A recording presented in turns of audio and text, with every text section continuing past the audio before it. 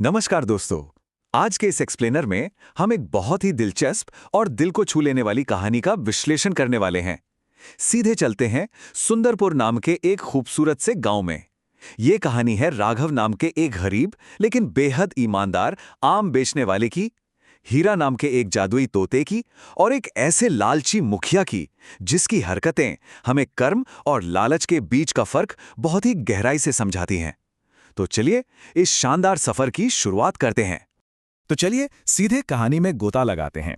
एक बहुत ही बड़ा सवाल है, आखिर एक जादुई तोते ने एक गरीब और दिन रात संघर्ष कर रहे आम वाले की पूरी जिंदगी कैसे पलट दी। इस चर्चा के जरिए हम देखेंगे कि कैसे एक इंसान की किस्मत का पहिया घूमता है और कैसे उसकी साफ नीयत ही उसका सबसे बड़ा हथियार बनती है। सच मानिए, यह सिर्फ एक कहानी नहीं है, बल्कि इंसानी फितरत का एक बहुत ही शानदार अध्ययन है। भाग 1, राघव का संघर्ष और ईमानदारी। सुंदरपुर में रोजाना की जंग। अब इन दो मुख्य किरदारों को देखिए, इनमें बिल्कुल जमीन आसमान का अंतर है। एक तरफ अपना राघव है जिसका दिल एकदम साफ है। वो अपने बीमार पिता की दिन रात सेवा करता है और बिना किसी स्वार्थ के अपने बचे हुए आम एक भूखे साधु को दे देता है। और दूसरी तरफ है गांव का मुखिया, जिसका पूरा दिमाग सिर्फ चालाकी और हेरफेर में चलता है। मुखिया सोचता है कि गरीबों से मीठी मीठी बातें करके उनकी मजबूरी का फायदा उठाना ही असली समझदारी है। ये जो विरोधाभास है ना, यही इस पूरी कहानी की सबसे मजबूत नींव है। इस बात को जरा इस तरह समझते हैं। 100 रुपए राघव अपने ताजे और रसीले आम 100 रुपए किलो के हिसाब से बेचना चाह रहा था। दिन भर की चिलचिलाती धूप में मेहनत करने के बाद भी उसका एक भी आम नहीं बिका। जब वो एकदम निराश होकर घर लौट रहा था, तभी मुखिया ने उसकी इस मजबूरी का फायदा उठाया। मुखिया ने सोचा कि इसे कम दाम में आसानी से फंसाया जा सकता है, और उसने वही 100 रुपए वाले आम सिर्फ 50 रुपए किलो में खरीद लिए। राघव बेचारा इस बात से खुश था कि चलो, खाली हाथ तो घर नहीं जाना पड़ेगा, लेकिन वो मुखिया की इस गहरी चाल को बिल्कुल नहीं समझ पाया। लेकिन यार, मुसीबतें कभी अकेले नहीं आती, है ना। घर पहुंचते ही राघव को पता चलता है कि उसके पिता बुखार से तप रहे हैं। पिता की जान बचाने के लिए राघव बिना एक पल सोचे अपनी वो नाम मात्र की कमाई वैद्य जी की महंगी जड़ी बूटियों पर खर्च कर देता है। अब उसके पास सच में फूटी कौड़ी नहीं बची थी। घर में अगले वक्त के खाने का भी कोई इंतजाम नहीं था। उसकी पत्नी कविता की चिंता और भी ज्यादा बढ़ गई। मतलब ये वो मोड़ है जहां राघव गरीबी और बेबसी के सबसे गहरे अंधेरे में खड़ा था। भाग 2, साधु और जादुई तोता। जंगल में मिला एक आशीर्वाद।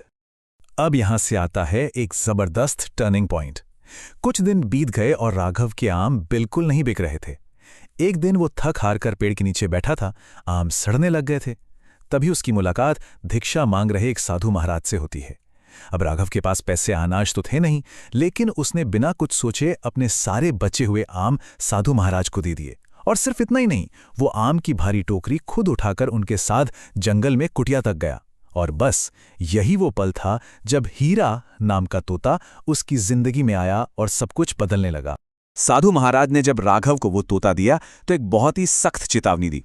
उन्होंने कहा, जब तक ये तुम्हारे पास रहेगा, किस्मत तुम्हारा साथ देगी, लेकिन इसका रहस्य सिर्फ तुम्हारे दिल में ही दफन रहना चाहिए। जरा सोचिए, ये कोई आम तोता नहीं था, ये राघव के भाग्य की चाबी था। लेकिन शर्त बस एक थी, एक ऐसा नियम जिसे किसी भी कीमत पर तोड़ा नहीं जा सकता था। रहस्य बाहर आया तो समझो सब खत्म। भाग 3, समृद्धि और रहस्य का उजागर होना, सुनहरे नियम का टूटना। अब सबसे मजेदार बात देखिए कि कैसे हीरा के आते ही चमत्कार होने लगे। मतलब एकदम से किस्मत ही पलट गई। पड़ोस का रमेश अचानक से अपनी बेटी के जन्मदिन के बचे हुए बढ़िया पकवान लेकर आ गया। जब राघव बाजार गया तो एक ग्राहक ने बिना कोई मोलभाव किए तुरंत 100 रुपए किलो के हिसाब से 4 किलो आम खरीद लिए। और तो और किशन नाम का एक आदमी अपना 6 महीने पुराना उधार अचानक से चुकाने आ गया। ये सब इत्तेफाक नहीं था, ये उस जादुई तोते का कमाल था। घर में वापस खुशियां लौट आई थी। लेकिन सच कहूं तो किसी भी बड़े रहस्य को अपने तक सीमित रखना कोई आसान काम नहीं है, और यहीं राघव से एक बहुत बड़ी चूक हो गई। पत्नी कविता ये देखकर हैरान थी कि अचानक से लोग उन पर इतने मेहरबान कैसे हो गए। जब उसने राघव को कसम दी और भावुक होकर जिद की तो राघव पिघल गया। उसने साधु को दिया अपना वो वचन तोड़ दिया। अब हुआ क्या कि गांव के दूसरे फल वाले राघव की इस तरक्की से जलने लगे थे और उन्होंने मुखिया से शिकायत कर दी थी। इसी वजह से वो लालची मुखिया रात के अंधेरे में राघव के घर के बाहर छुपकर खड़ा था और उसने खिड़की से ये पूरा रहस्य खुद सुन लिया। भाग 4, मुखिया की चालाकी और लालच, भाग्य की चोरी। 15,000 रुपए। जरा सोचिए, एक गरीब आदमी के लिए ये कितनी बड़ी रकम है। मुखिया ने रहस्य जानने के बाद एक बहुत ही क्रूर जाल बिछाया। अगले दिन वो उन जलने वाले फल वालों के साथ राघव के घर पहुंचा और राघव पर दूसरों के बगानों से आम चुराने का झूठा आरोप लगा दिया और सजा के तौर पर सीधा 15,000 रुपए का जुर्माना। मुखिया अच्छे से जानता था कि राघव के पास पैसे नहीं हैं और यही उसकी असली चाल थी। जुर्माने के बदले में उसने जबरदस्ती हीरा को छीन लिया। राघव पूरी तरह से बेबस था। वो अपनी आंखों के सामने अपनी किस्मत लुटते हुए देखने के सिवा कुछ नहीं कर सका। अब देखते हैं कि कैसे लालच इंसान को अंधा कर देता है और फिर उसका पतन शुरू होता है। मुखिया ने तोता तो चुरा लिया और फिर सुरेश नाम के एक व्यापारी की मजबूरी का फायदा उठाकर उसकी जमीनें भी बहुत सस्ते में हड़प ली। मुखिया खुद को दुनिया का सबसे चालाक इंसान समझ रहा था, लेकिन लालच में इंसान अक्सर एक छोटी सी गलती कर बैठता है। एक दिन मुखिया कमरे की खिड़की खुली छोड़ गया और हीरा वहां से उड़ गया। जैसे ही तोता उड़ा, मुखिया की उल्टी गिनती शुरू। व्यापारी सुरेश को मुखिया की धोखाधड़ी का पता चल गया। डर के मारे मुखिया को सुरेश के सारे पैसे वापस करने पड़े और वो रातों रात पूरी तरह से बर्बाद हो गया। उसका अपना लालच ही उसे ले डूबा। भाग 5, क्षमा और अंतिम सबक, कर्मों का फल। ये जो बात अब हम जानेंगे वो इस पूरे विश्लेषण का दिल है। अपना सब कुछ खोने के बाद राघव सीधा जंगल में साधु महाराज के पास गया। वहां क्या देखता है कि हीरा पहले से मौजूद है। राघव ने पूरी ईमानदारी से अपनी गलती मान ली कि कैसे मजबूरी में उसे अपनी पत्नी को सच बताना पड़ा। साधु महाराज ने उसकी वो साफ नीयत देखी और कहा, गलती तो इंसान से ही होती है। मैं ये तोता तुम्हें वापस करता हूं और उम्मीद करता हूं कि तुम दोबारा ये गलती नहीं करोगे। राघव का दिल साफ था और इसी वजह से उसे उसकी खुशहाली वापस मिल गई। तो अंत में एक बहुत ही गहरा सवाल उठता है, क्या हमारी नीयत और हमारे कर्म हमेशा लौटकर हमारे पास आते हैं? बिल्कुल आते हैं।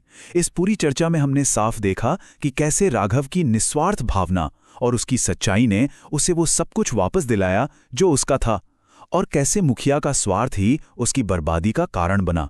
ये कहानी हमें एक बहुत बड़ी सीख देती है कि कर्मों का चक्र घूमता जरूर है और जीत हमेशा सच्चाई की ही होती है। आज के इस एक्सप्लेनर में बस इतना ही। ये सच में एक ऐसा विचार है जिस पर हम सबको गहराई से सोचना चाहिए।